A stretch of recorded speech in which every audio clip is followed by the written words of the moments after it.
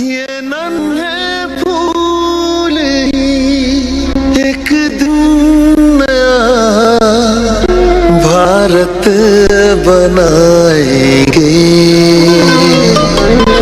ارادہ کر لیا ہے ہم انہیں ایسا پڑھائیں گے۔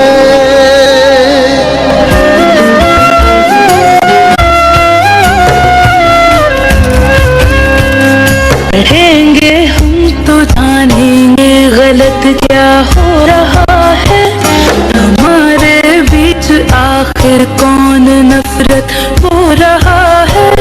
کرم کی اب لڑائی انسان ہتھیار سے ہے، ہمیں رہنا یہاں اب امن سے ہے، پیار سے ہے۔ زمانے کو ہمیں اب پیار سے جینا سکھائیں گے۔ ارادہ کر لیا ہے ہم انہیں ایسا پڑھائیں گے۔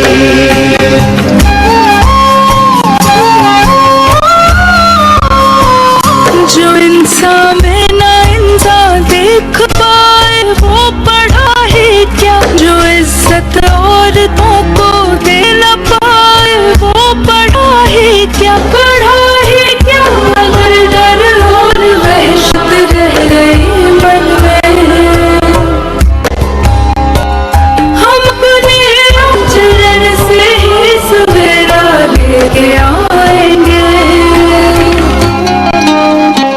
سویرا کیا ہے سورج بھی یہ اپنا خود اگائیں گے۔ ارادہ کر لیا ہے ہم انہیں ایسا پڑھائیں گے۔